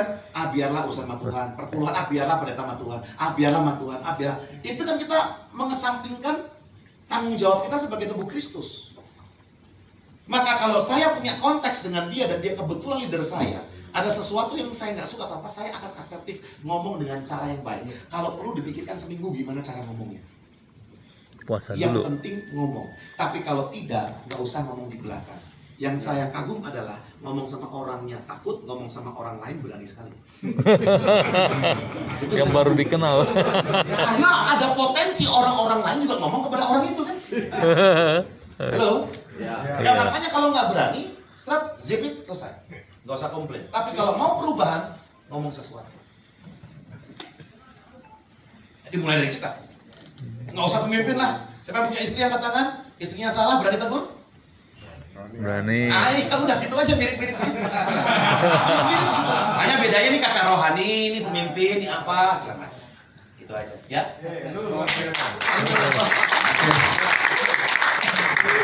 Ya Pak, lagi Pak, tambah Pak. Lagi. 2 mangkok ya bilangnya ya. 2 mangkok mie. Saya cuma mau nanya ini Pak. Tadi kan Bapak menyatakan bahwa Tuhan Yesus takut. Takut, tapi itu Bapak bilang bukan persoalan takut mati. Ya. Tapi ada ini juga takut di sini istilahnya kan seperti mau mati saja gitu kan. Kemudian saya baca di Matius 13 ayat 45 dan 46 itu ada begitu malaikat menampakkan diri di hadapan Tuhan Yesus dan dia takut gitu. Matius 13 ayat 45 dan antara 45-46 enggak ada tuh Pak. Demikian pula hal kerajaan surga semua seorang pedagang yang mencari mutiara yang indah setelah menemukannya mutiara enggak ada. Dia jual dulu. Kita sebelum nanya pastikan ayatnya ada dulu Pak.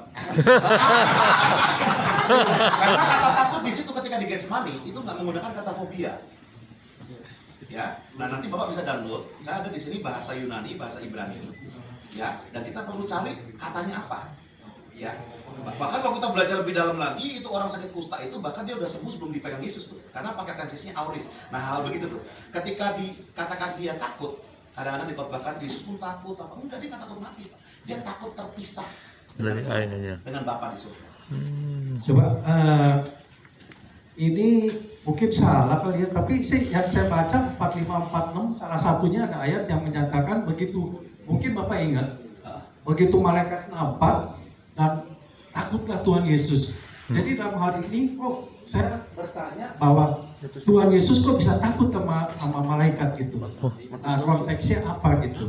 Saya perlu tahu ayatnya dulu di mana. Ya, ya. Iya, mana ada sih. Gak apa-apa, Pak. Gak apa-apa, nanti kan nomornya bisa minta ke Pak Irvanto. Nanti kita WA. Jadi kalau saya nggak bisa jawab kan saya nggak malu Pak. Mungkin ada ayatnya yang saya Mungkin Mazmur 34 ayat 7. Mazmur. ya, mungkin ini ada yang Malaikat Tuhan bergema di sekeliling orang-orang yang takut akan Dia. Oh, bukan. Matius 13 ayat 45. Matius 13. ininya nggak ada kitab. Matius 13. 13 Ayat 45. Gak apa-apa kan nanti kalau ketemu Pak bisa disampaikan kok. Boleh disampaikan. Minta aja nomor teleponnya ya. Ada di Bisa seharian. Nggak ada. membuat saya menjadi ini banget gitu. Jadi konteksnya apa gitu. Ya, Yesus nggak pernah takut, nggak pernah stres. Ada di Alkitab itu. Oh, gitu. Begitu. Ini juga peristiwa hampir sama di sini. Pada saat Tuhan Yesus tuh berdoa dan akan menghadapi penyaliban. Pada saat itu Tuhan Yesus pelu-pelunya untuk menguatkan Tuhan Yesus sebetulnya, tapi Tuhan Yesus takut gitu. Nah, itu yang membuat saya Tuhan Yesus bukan takut sama Tuhan sendiri, tapi melihat malaikat menghibur. Ya mungkin suatu saat kita baca akan ketemu itu, dan mungkin saya ini ayat kelima saya bukan boleh. Alkitab, jadi lupa. Ya, apa-apa. Karena begitu Yesus mau mati kan terakhir dia berkata kan Eloi Eloi lama sabatani ya. Ya, kenapa? Ya, maksudnya kenapa kau tinggalkan aku? Ketakutan Yesus itu takut terpisah dari Allah. Ya, itu aja. Dia akan terlepas dari Tuhan itu kan. Iya. Terpisah kan belum pernah dia. Oke. Udah cukup Pak ya. Oke, terima kasih.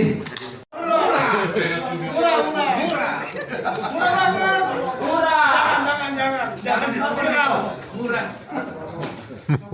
Ya oke ya teman-teman ya, selamat malam pria-pria terbahagia di dunia ya.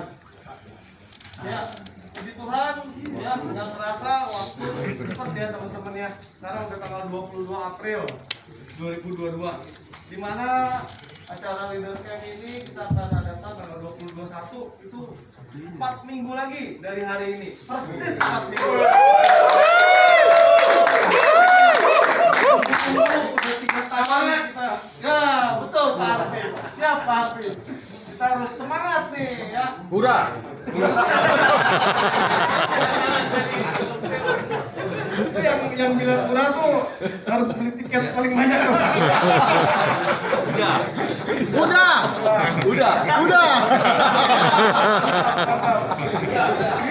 Oke, saya umumkan kembali ya teman-teman ya, acara Leadership ini ada 2 pembicara ya dalam 2 hari ya teman-teman ya. Jadi nanti di situ itu akan banyak nanti acara ya, selain juga ada sesi sharing firman Tuhan, ada acara games dan team building ya. Kita nanti akan gabung dengan regional DKI 5 ya teman-teman. Ini acaranya di Via Renata, itu lokasinya di jalan raya ya, jadi sangat mudah sekali untuk ditemukan. Dari restoran Amen cuma beberapa meter aja udah nyampe. Pinggir jalan Ya, raya. pantai ya. Amen. Nah, jadi kita sangat mengharapkan kalian teman-teman semua ya. Tiket, harga tiket normal 400.000 ya. Harga tiket ya. Oke, harga tiket 400.000, free kaos eksklusif teman-teman ya. Dan untuk early bird-nya cuma sampai tanggal 5 Mei itu kita diskon 100.000.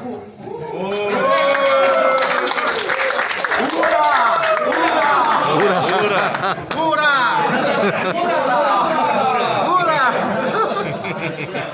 Ya pakai banget, Mas. Khusus hari ini ada promo.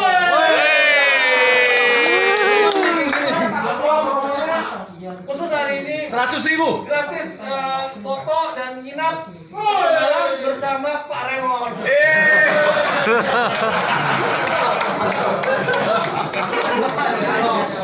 Waduh, gawat nih. Bahaya. Ya, spesial 300.000. Sampai cek. Sampai apa ceceng? Sampai cek ke baju Pak Raymond satu dah gua yang maju nih.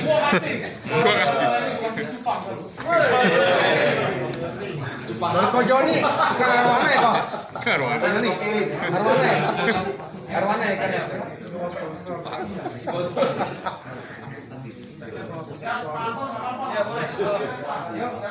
Ya, ini saya juga dibantu dari teman-teman panitia ya di sini ya, ada Pak Antonio Surya, kita berikan.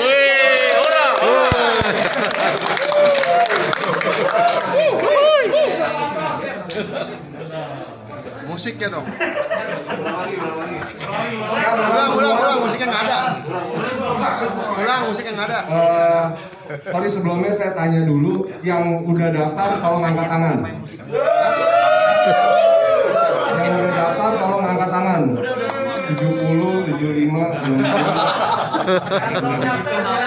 Yang belum daftar tolong angkat tangan. Yang belum daftar. Yang belum daftar. Tolong dijaga ya pintunya ya. Belum daftar. Oke. Sekarang saya minta tolong gini. Di sini yang chapter presiden sama wakil chapter presiden coba tolong angkat tangan. Tolong angkat tangan. Oke, boleh nggak minta tolong sama yang chapter presiden dan wakil chapter presiden minta tolong membernya suruh daftar. Oh iya, Ya, kenapa? Kenapa? Karena gini, leader camp ini bukan acaranya regional presiden, bukan acaranya nasional, bukan acaranya kita. Jadi ini acara dari kita untuk kita. Jadi acara ini bisa kita lakukan kalau kita semua berpartisipasi, ya kan? Kalau kita mau sukses acara ini, ayo kita sama-sama. Ya, untuk yang chapter presiden dan wakil chapter presiden, saya minta tolong, kalau kita jujur bicara biaya, mungkin 300-400 ribu, nggak semua orang mampu ya. Ya ini kita bicara fair, oke? Jadi buat yang chapter presiden, kalau ada membernya yang mau pergi dan kebetulan dia ada kepentingan untuk pakai uangnya ke tempat yang lain, tolong dicatat. Oke, nanti bilang ke panitia berapa biayanya. Kebetulan ketua saya dia mau keluar duit.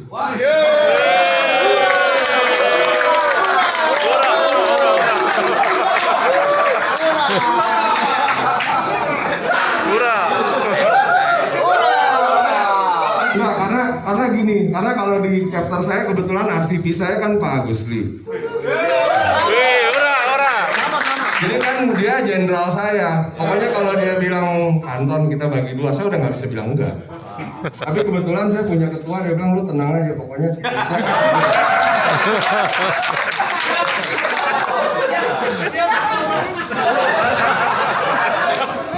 enggak, bener. Jadi gini loh, sangat amat sayang kalau member sampai nggak pergi karena biaya. Bener-bener itu apa ya, sorry ya, kalau saya punya prinsip gini, kalau saya jadi panitia satu acara, fail itu nggak ada di kamus saya. Jadi kalau saya mau jadi panitia satu acara itu tidak boleh gagal. Dan kebetulan kita gabung nih sama DKI 5. Jadi kalau DKI 5 lebih hebat dari kita malu nih. DKI 5 itu asalnya dari DKI 4. Kalau dia lebih hebat, wah kalau saya malu. Ya, jadi tolong chapter presidennya ajakin membernya. Memang ini kerjaan nggak gampang. Satu-satu tanyain. Kan saya nggak tahu lah, chapter presiden paling tahu membernya kan. Oh kira-kira ini nggak mampu, nggak apa-apa. Uang kas di chapter nggak ada, kasih ke panitia, kasih listnya berapa dia sanggup bayar, sisanya berapa nanti kita doain. Ya doain dulu ya.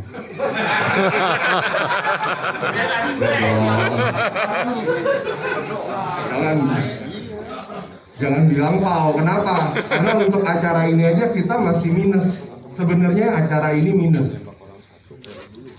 Jadi dengan uang yang dibayar sebelum tanggal 5 Mei 300.000 itu sebenarnya kita minus, gitu loh. Jadi saya sih sebenarnya doa kalau bisa daftarnya di atas tanggal 5 aja, biar nggak minus. Karena kalau yang daftar early bird itu kita panitia mesti cari uang buat tutupin sisanya.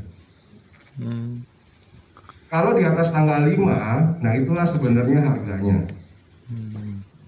Jadi kalau kita semua bayar 400.000 pun kita tetap mesti cari uang lagi karena masih kurang. Sponsor maksudnya siapa tuh yang ngomong? Langsung catat aja. Boleh. Nah, ini bagian sponsor ya. Tadi lu udah dengar kan yang ngomong sponsor ya? Oh ya. Oke. Tapi saya yakin nggak bahwa keuangan kita pasti terpenuhi? Yakin. Saya yakin pasti. Entah gimana caranya, kalau masalah uang pasti kita bisa tutup. Amin. Cuman masalahnya jiwanya, membernya. Saya minta tolong banget, ajakin semua membernya. Kebetulan tadi Pak Pendeta udah ngomong masalah melayani. Inilah, memang nggak gampang. WA-in satu-satu, B gimana, pergi nggak? B gimana, pergi nggak? Karena chapter presiden lebih ngerti siapa membernya yang sanggup, siapa yang enggak. Jadi kan bisa to the point. B udah ikut aja, gitu loh. Dia punya uang 50.000 ya bayarnya 50.000. B gua lagi punya cepet doang ya udah bayarnya cepet. Yang penting pergi, gitu loh. Ya, thank you sebelumnya. Oke, kalau ada masukan apapun mengenai leader camp, tolong cari kita, ya kan. Setiap masukan yang berarti itu bagus buat kita. Oke, sama kalau satu lagi mengenai seat fit. Misalnya, gua punya budget 370.000, 300 bayar pendaftaran, gua masih ada lebih 70.000, sumbang aja ke kita. Jadi seat fit itu nilainya nggak harus jutaan. Punya duit 30.000 aja mau bantu silakan, ya kan. Makanya kenapa saya bikin list, kita blast terus di grup. Nah untuk leader kan kita kan gabung di WA grup leader kan. Nah kalau itu tolong di blast lagi ke chapter-chapternya. Jadi jangan cuma kita baca doang, kita blast di grup-grup chapter masing-masing, karena kan kita nggak tahu. Orang mungkin, gue punya cepet nih, gue pengen nyumbang cepet, boleh nggak 100.000? Ya boleh aja. Yang punya 50.000 mau sedikit silakan. Oke, karena saya percaya banget acara ini, karena kemarin ya kita meeting sama DKI 5, saya paling menentang bahwa bikin acara minta sponsor dari luar. Saya bilang kita jangan jual Tuhan, Tuhan saya kaya, saya nggak tahu Tuhan yang lain. Jadi saya minta tolong, ini partisipasinya untuk kita semua karena acaranya dari kita untuk kita. Oke? Thank you. Yang belum daftar dong hari ini. Bantu pendaftaran. Bro, zona 5 ya? Zona 3. 5 orang. Maju.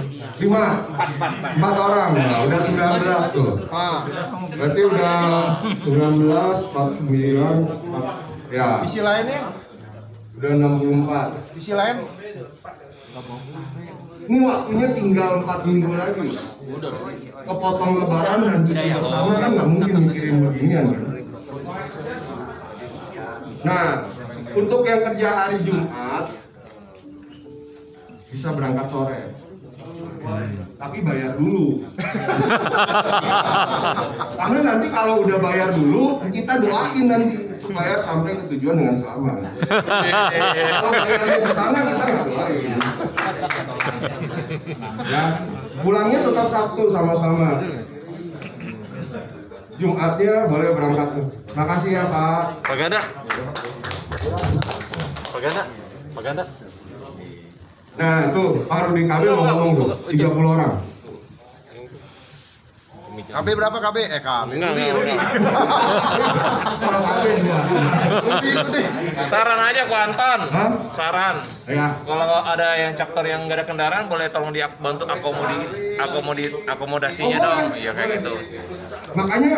Makanya kita pengen tuh kalau bisa sebelum kira-kira 3-4 hari H-4 sebelum itu kita udah tahu gitu loh kendalanya apa, kayak transportasi apa, kan kadang-kadang kita bingung juga ya. Kalau yang kayak misalnya kayak chapternya Pak Jos ya, Pak Jos Titania kan, kalau mereka mau ikut semua kan kita harus pikirin tuh bagaimana caranya tuh. Kayak gitu tuh kalau bisa tuh lebih awal kita tahu.